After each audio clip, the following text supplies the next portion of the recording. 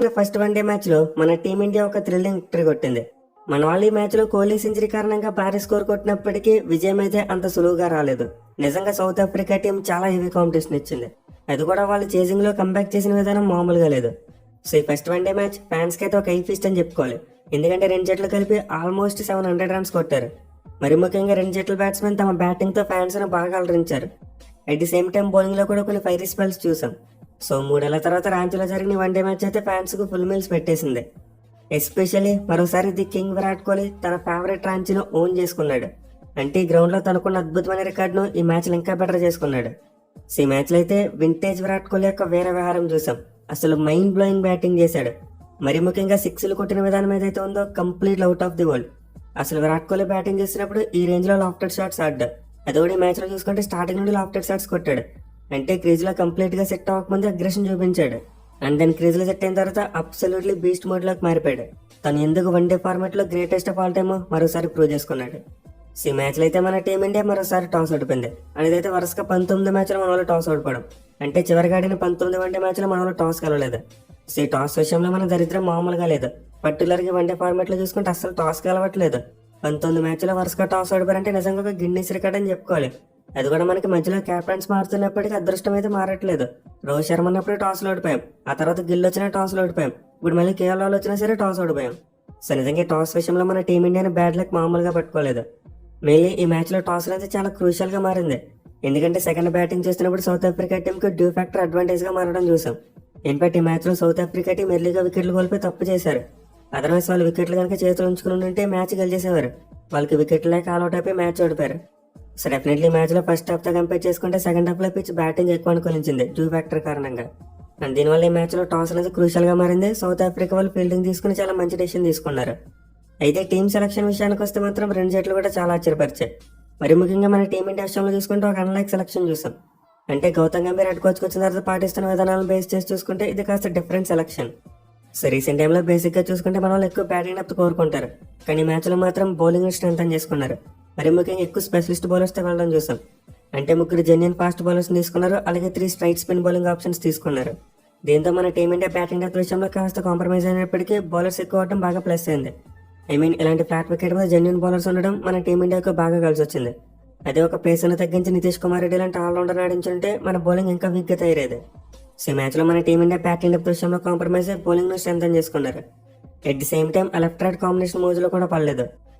నేనైతే జెన్యున్ గా number 4 spot లో లెఫ్ట్ హ్యాండర్ ఆడిస్తారేమో అనుకున్నా. అంటే పంత్ని కానీ లేకపోతే తిలక్ వర్మన్ గానీ ఆడిస్తారేమో అనుకున్నా. బట్ మన వాళ్ళు రుతురాజ్ గైక్వాడ్ని తీసుకున్నారు. సో మనకైతే నెంబర్ 4 స్పాట్ కోసం రుతురాజ్ని తీసుకుంటారని చెప్పి కొన్ని హింట్స్ వచ్చాయి. అంటే విరాట్ కోహ్లీ మరి అతను కలిసి నెట్స్ లో ప్రాక్టీస్ చేశారు.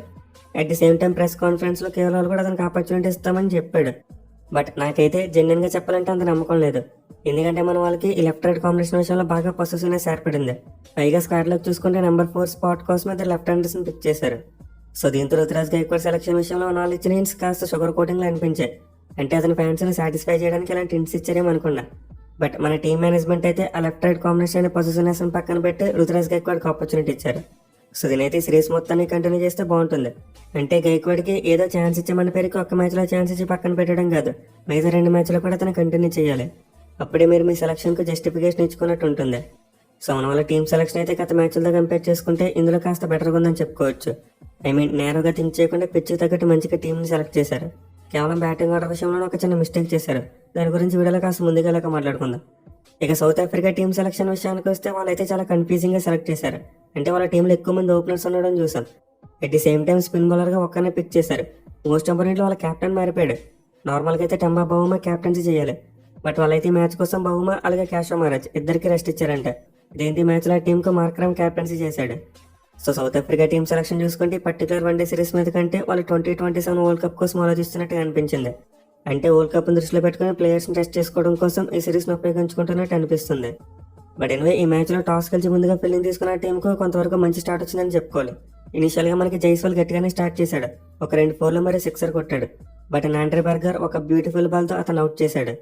సో దీంతో మన టీమిండియా ఎర్లీగానే వికెట్ కోల్పోయింది. బట్ ఆ తర్వాత ఒక అద్భుతమైన పార్ట్నర్షిప్ చూసాం. రోకో జోడి సిడ్నీ వన్డే మ్యాచ్ లో ఎక్కడైతే వదిలిపెట్టేశారో అక్కడ నుండి కంటిన్యూ చేసినట్టు అనిపించింది. అంటే మనం చివరిగా సిడ్నీ వేదికగా జరిగిన వన్డే మ్యాచ్లు చూసాం. వీళ్ళిద్దరి మధ్య అజయంగా ఒక పెద్ద పార్ట్నర్షిప్ వచ్చింది. అండ్ ఆ పార్ట్నర్షిప్ ని మ్యాచ్ లో కంటిన్యూ చేసినట్టు అనిపించింది. మరోసారి అద్భుతంగా బ్యాటింగ్ చేసి 100+ పార్ట్నర్షిప్ ని నెలకొల్పారు. సో ఈ పార్ట్నర్షిప్ లో అయితే ఇద్దరి దగ్గర నుంచి అగ్రెషన్ కనిపించింది. అంటే స్టార్టింగ్ నుంచి షాట్స్ కొట్టడానికి వెళ్ళిపోయారు. మరి ముఖ్యంగా ముందు చెప్పినట్టు విరాట్ కోహ్లీ క్రీజ్ లో సెట్ అవ్వక ముందు నుంచే భారీ షాట్స్ కి వెళ్ళాడు. అది కూడా పవర్ ప్లే లాస్ట్ ఓవర్ లో చూసాం. డౌన్ ది వికెట్ వచ్చి కవర్స్ రీజన్ నుంచి ఒక సిక్సర్ కొట్టాడు. అదైతే మైండ్ బ్లోయింగ్. వేరే రోహిత్ శర్మకి చూసుకుంటే ఇనిషియల్ గా లైఫ్ వచ్చింది. టోనీ డిజార్జ్ బౌండరీ లైన్ దగ్గర ఒక ఈజీ క్యాచ్ డ్రాప్ చేశాడు. బట్ ఆ తర్వాత చూసుకుంటే మాత్రం రోహిత్ బ్యాటింగ్ లో పెద్దగా ఫ్లాస్ ఏమీ కనిపించలేదు. చాలా ఫ్లూయెంట్ గా కొట్టాడు. ఇన్ఫాక్ట్ ఇన్నింగ్స్ లో అతను 3 సిక్స్లు కొట్టడం ద్వారా ఒక ప్రపంచ రికార్డుని క్రియేట్ చేశాడు. వన్డే ఫార్మాట్ లో అత్యధిక సిక్సర్లు కొట్టిన ఆటగాళ్ల జాబితాలో అఫ్రిజన్ దాటేశాడు. అంటే 352 సిక్సర్లతో టాప్ ప్లేస్ కి వెళ్ళిపోయాడు. సో రోహిత్ శర్మ కెరీర్ లో చూసుకుంటే ఇది ఒక బిగ్గెస్ట్ అచీవ్మెంట్ అని చెప్పుకోవాలి. మరి ముఖ్యంగా అతని మార్కుని చాలా తక్కువ ఇన్నింగ్స్ లో చేరుకున్నాడు. ఐ థింక్ 269 ఇన్నింగ్స్ లో అనుకుంటా. విచ్ మీన్స్ వన్డే ఫార్మాట్ లో రోహిత్ శర్మ యొక్క 6 హిట్టింగ్ ఎబిలిటీ ఏ రేంజ్ లో ఉందో మనం అర్థం చేసుకోవచ్చు. సెట్ మ్యాన్ అయితే ఆస్ట్రేలియా సిరీస్ లో ఫామ్ ఈ మ్యాచ్ లో కూడా కంటిన్యూ చేశాడు. 51 బంతులు 57 పరుగులు చేశాడు. మళ్ళీ విరాట్ కోహ్లీతో కలిసి 2 వికెట్కు 136 పరుగుల పార్ట్నర్షిప్ బిల్డ్ చేయడం చూసాం. సో రోకో జోడీకి అయితే తమ వన్డే కెరియర్ లో 100+ పార్ట్నర్షిప్. ఇన్ఫాక్ట్ వాళ్ళ పార్ట్నర్షిప్ రన్స్ లో చూసుకుంటే 50 కంటే 100 పార్ట్నర్షిప్లు ఎక్కువ ఉన్నాయి. అంటే హాఫ్ సెంచరీ పార్ట్నర్షిప్స్ 17 ఉంటే 100+ పార్ట్నర్షిప్స్ 20 ఉన్నాయి. అది కూడా ఈ పార్ట్నర్షిప్ చాలా క్రూషియల్ టైంలో వచ్చిందని చెప్పుకోవచ్చు. I mean match point of వ్యూలో కాకుండా మనం బయట జరుగుతున్న థింగ్స్ చూస్తున్నాం. ఈ సిరీస్ అయిపోయిన తర్వాత రోకోతో ఒక మీటింగ్ పెడతారు, తమ ఫ్యూచర్ని డిసైడ్ చేస్తారు, అది ఇదని చెప్పి కొన్ని రిపోర్ట్స్ వస్తున్నాయి నిన్నటి నుంచి. బట్ ఈ మ్యాచ్లో రోకో చెడి తమ పెర్ఫార్మెన్స్ తో సమాధానం చెప్పారు. ఇప్పుడు పెట్టుకోండి, ఏ మీటింగ్ పెట్టుకుంటారని చెప్పి బ్యాట్తోనే సమాధానం చెప్పారు. సో రోకో విషయంలో బీసీసీ ఎక్కువగా థింక్ చేయవలసిన అవసరం లేదు. వాళ్ళిద్దరికి క్లియర్ గోల్ ఉంది. 2027 వన్డే వరల్డ్ కప్ ఆడదాం అనుకుంటున్నారు, వాళ్ళని ఆడినవ్వండి. ఫామ్ కూడా బాగుంది. మీరు మీటింగులు పెట్టాలనుకుంటే టెస్ట్ ఫార్మాట్ లో మన వైఫల్యాల గురించి మీటింగులు పెట్టండి. మన వాళ్ళు 2 వైట్ వాష్లు అయ్యారు, మీటింగ్ లేదు. కానీ మంచిగా ఆడుతున్న రోకో ఫ్యూచర్ డిసైడ్ చేయడానికి మాత్రం మీటింగ్ పెడతామంటారు. సో బెటర్ బీసీసీ మన టీంలో ఉన్న వైఫల్యాల మీద ఫోకస్ పెట్టాలి. అంతేగాని సాఫీగా వెళ్ళిపోతున్న విషయాల గురించి పెద్దగా థింక్ చేయవలసిన అవసరం లేదు. ఎనివే వీళ్ళిద్దరి పార్ట్నర్షిప్ మరింత పెద్దగా మారుతుంది అనుకున్న టైంలో రోహిత్ శర్మ అవుట్ అయిపోయాడు. అది కూడా మార్క్ హ్యాన్సన్ వేసిన బాల్ ఎక్కువగా బౌన్స్ కాలేదు. దీనివల్ల రోహిత్ శర్మ ఎల్బీడబ్ల్యూగా అవుట్ అయిపోయాడు. అండ్ మోస్ట్ ఇంపార్టెంట్లీ కోహ్లీతో డిస్కషన్ చేసిన తర్వాత రివ్యూ తీసుకోకుండా వెళ్ళిపోయాడు. అంటే కోహ్లీ చెప్పాడు బ్యాట్ తగలకపోతే ప్లంబిన్ ఫ్రంట్ లాని అనిపించింది అని చెప్పి. అండ్ దాన్ని రోహిత్ శర్మ మొబైల్ చేసి వెళ్ళిపోయాడు. సో విధంగా మన టీమిండియా అయితే 161 రన్స్ దగ్గర సెకండ్ వికెట్ కోల్పోయారు. కానీ ఇప్పుడు మన టీమిండియా స్కోరింగ్ రేట్ చూసుకుంటే అద్భుతంగా ఉంది. రోహిత్ శర్మ 22nd ఓవర్లో అవుట్ అయ్యాడు. అంటే ఆ టైంలో మన వాళ్ళ రన్ రేట్ ఆల్మోస్ట్ 8 వరకు ఉంది. బట్ ఎప్పుడైతే రోకో పార్ట్నర్షిప్ బ్రేక్ అయిందో ఆ తర్వాత రన్ ఫ్లో తగ్గిపోవడం చూసాం. అంటే నెక్స్ట్ వచ్చిన రుతురాజ్ గైక్వాడ్ అలాగే వాషింగ్టన్ సుందర్ ఇద్దరు కూడా ఎక్కువగా స్ట్రైక్ రొటేట్ చేయలేకపోయారు. మోస్ట్ ఇంపార్టెంట్లీ విరాట్ కోహ్లీకి స్ట్రైక్ ఎక్కువ రాలేదు. సో మనకైతే మిడిల్ ఓవర్స్లో ఒక 15 ఓవర్ల పాటు డల్ పేజ్ నడిచింది. అంటే ఎక్కువగా రన్స్ వచ్చేవి కాదు. మెయిన్లీ గైక్వాడ్ కాస్త క్రీజ్లో సెట్టే కొడదాం అనుకున్నాడు. బట్ కొట్టడానికి ఇనిషియేషన్ ఎప్పుడైతే తీసుకున్నాడో డివాల్ బ్రేవిస్ ఒక మైండ్ బ్లోయింగ్ క్యాచ్ తీసుకున్నాడు. అసలు డైవ్ చేస్తే వంటి చేతి అతను పట్టుకున్న క్యాచ్ ఈ మ్యాచ్ వెళ్ళాడని చెప్పుకోవాలి. మరి ముఖ్యంగా క్యాచ్ తర్వాత సిఎస్కే ఫ్యాన్స్ అయితే కొన్ని మీమ్స్ కూడా క్రియేట్ చేశారు. అంటే ఒక సిఎస్కే ప్లేయర్ మరి సిఎస్కే ప్లేయర్ క్యాచ్ తీసుకుని వెన్ను పడిపోతారని చెప్పి మీమ్స్ వచ్చాయి. ఇన్ఫాక్ట్ కోఇన్సిడెన్స్ ఏంటంటే సౌత్ ఆఫ్రికా టీం బ్యాటింగ్ చేసినప్పుడు బ్రేవిస్ క్యాచ్ మళ్ళీ రుతురాజ్ గైక్వాడే పెట్టాడు. సో మొత్తం వాళ్ళిద్దరు వికెట్స్ విషయంలో అయితే ఒక కోఇన్సిడెన్స్ చూసాం. అయితే గైక్వాడ్ అవుట్ అయిపోయిన తర్వాత మన వాళ్ళు నెంబర్ 5లో సుందర్ని బ్యాటింగ్ పంపారు. అండ్ ఈ మ్యాచ్లో మన వాళ్ళు సెలక్షన్ విషయంలో చేసిన చిన్న మిస్టేక్ ఇదని చెప్పుకోవాలి. అంటే రాహుల్ ముందే నెంబర్ 6లో బ్యాటింగ్ చేస్తానని చెప్పాడు. సో అతని బ్యాటింగ్ పొజిషన్ విషయంలో పెద్దగా సమస్య లేదు. బట్ ఈ నెంబర్ 5 స్పాట్లో మన వాళ్ళు సుందర్ని కాకుండా జడేజాని పంపుంటే బాగుండేది. ఎందుకంటే సుందర్తో కంపేర్ చేసుకుంటే జడేజాకి ఎక్కువ ఎక్స్పీరియన్స్ ఉంది. At the same time present సిచ్యువేషన్లో జడేజా అయితే కాస్త బెటర్గా డీల్ చేసేవాడు. ఐ మీన్ సుందర్ బ్యాటింగ్ వచ్చాడు కానీ స్ట్రైక్ రొటేట్ చేసే విషయంలో చాలా ఇబ్బంది పడ్డాడు. ఒక సిక్సర్ కొట్టాడు కానీ మిగతాదంతా కూడా చాలా రిస్టీగా కనిపించింది. మెయిన్ విరాట్ కోహ్లీకి ఎక్కువగా స్ట్రైక్ ఇవ్వలేకపోయాడు. ఇలా పార్ట్నర్షిప్ చూసుకుంటే మొత్తం 24 బాల్స్ నడిచింది. బట్ ఈ 24 బాల్స్లో 19 బాల్స్ సుందర్ ఒక్కడు ఆడాడు. అంటే విరాట్ కోహ్లీ ఆడింది 5 బాల్సే. సో దీంతో మిడిల్ ఓవర్స్లో మన టీమిండియా స్కోరింగ్ రేట్ పడిపోయింది. ఈవెన్ ఆ తర్వాత కేవలం వచ్చినా సరే అతను కూడా టైం తీసుకున్నాడు. అంటే ఇనిషియల్గా క్రీజ్లో పెట్టడానికి టైం తీసుకోవడం చూసాం. At the same time Virat Kohli చూసుకున్న క్విక్ టైంలో 2 వికెట్లు పడడం వల్ల అతను కూడా కాస్త స్లో అయ్యాడు. బట్ ఎనిమిది మ్యాచ్లో అయితే Kohli batting purely vintage vibes ఇచ్చింది. మరి ముఖ్యంగా రాంచీలో మరోసారి తన ప్రతాపం చూపించాడు. ఈ గ్రౌండ్లో అతని రికార్డ్ ఎలా ఉందో మనం ప్రీవ్యూలో చెప్పుకున్నాం. ఆడిన 4 మ్యాచ్ల్లో 2 సెంచరీలు కొట్టాడు. అండ్ ఈ మ్యాచ్ ద్వారా చూసుకుంటే 5 ఇన్నింగ్స్లో రాంచీ గ్రౌండ్లో 3వ సెంచరీ నమోదు చేశాడు. అంటే ఈ గ్రౌండ్లో తనకి ఎంత సక్సెస్ ఉందో మనం అర్థం చేసుకోవచ్చు. సో కోహ్లీ అయితే తనకు వచ్చిన గ్రౌండ్లో ఎపిక్ స్టైల్లో బ్యాటింగ్ చేశాడు. మెయిన్లీ ఇన్నింగ్స్ 7 సిక్సర్లు కొట్టి తన బెస్ట్ ఫ్రెండ్ అయిన ధోనీకు ట్రిబ్యూట్ ఇచ్చాడు. అది కూడా తన 6లు కొట్టిన విధానం చూసుకుంటే అహంకారం మరి కాన్ఫిడెన్స్ కనిపించింది. అంటే కసిగా కొట్టాడు. సో చివరిగా సిడ్నీ వన్డే మ్యాచ్లో విరాట్ కోహ్లీ 50 కొట్టాడు కానీ అది అంత కాన్ఫిడెంట్గా రాలేదు. ఐ మీన్ అంత ఫ్లూయెంట్గా తన వింటేజ్ స్టైల్లో రాలేదు. కొంతవరకు రెస్టీగా కనిపించింది. కానీ ఇన్నింగ్స్ మాత్రం అలా కాదు, completely Virat Kohli vintage style batting చూసాం. ఈవెన్ సెంచరీ ఫినిష్ అయిన తర్వాత రోర్ కూడా చూసాం. అంటే గాల్లోకి ఎగురుతూ సెలబ్రేట్ చేసుకున్నాడు. సో విరాట్ కోహ్లీ అయితే తన వన్డే ఫ్యూచర్ మీద వస్తున్న క్వశ్చన్ మార్క్స్కి తన బ్యాట్తోనే సమాధానం చెప్పాడు. ఒక మెయిన్ బ్లోయింగ్ సెంచరీతో ఎన్నో రికార్డులను తిరగరాశాడు. మరి ముఖ్యంగా ఒక ఫార్మాట్లో ఎక్కువ సెంచరీలు కొట్టిన బ్యాట్స్మెన్గా చరిత్ర తిరగరాశాడు. టెస్ట్ ఫార్మాట్లో సచిన్ 51 సెంచరీలు కొడితే విరాట్ కోహ్లీ వన్డే ఫార్మాట్లో 51 సెంచరీలు కొట్టాడు. కానీ ఈ సెంచరీ ద్వారా విరాట్ కోహ్లీ ఒక పర్టికులర్ ఫార్మాట్లో ఎక్కువ సెంచరీలు కొట్టిన బ్యాట్స్మెన్గా టాప్ ప్లేస్కి వెళ్ళిపోయాడు. సో విరాట్ కోహ్లీ అయితే తన class batting mass exciting add చేసి ఫ్యాన్స్కి ఫుల్ ఎంటర్టైన్మెంట్ ఇచ్చాడు. మరి ముఖ్యంగా సెంచరీ ఫినిష్ అయిపోయిన తర్వాత సబ్ బ్రెయిన్ వేసిన ఓవర్లో చూసాం 3 4లు మరి ఒక సిక్సర్ కొట్టాడు. సో కోహ్లీ అయితే ఓవరాల్గా 120 బంతుల్లో 135 పరుగులు చేసి మన టీమిండియా చాలా స్ట్రాంగ్ పొజిషన్లో పెట్టాడు.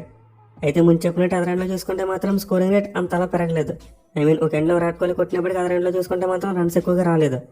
అయితే చివరి 6 ఓవర్స్లో రాహుల్ మరి జడేజా ఇద్దరి మధ్య ఒక ఎక్సలెంట్ పార్ట్నర్షిప్ చూసాం. మరి ముఖ్యంగా రాహుల్ క్రీజ్లో సెట్ అయిన తర్వాత చాలా బాగా యాక్సెలరేట్ చేశాడు. డెత్ ఓవర్స్లో 3 సిక్సర్లు కొట్టడం చూసాం. అండ్ ఇందులో ఒకటి చూసుకుంటే రివర్స్ స్కూప్ ఉంది. ఈ మధ్యకాలంలో చూసుకుంటే కేరళ దగ్గర నుంచి అలాంటి షాట్లు కరువు అయిపోయాయి. అంటే ఒకప్పుడు కోవిడ్కి ముందు అలాంటి షాట్స్ ఆడేవాడు. ఇన్ఫాక్ట్ ఒక టైంలో రాహుల్ మరో 360 ప్లేయర్ అవుతాడేమనుకున్నాం. బట్ కోవిడ్ తర్వాత చూసుకుంటే అతని బ్యాటింగ్ స్టైల్ చాలా వరకు మారిపోయింది.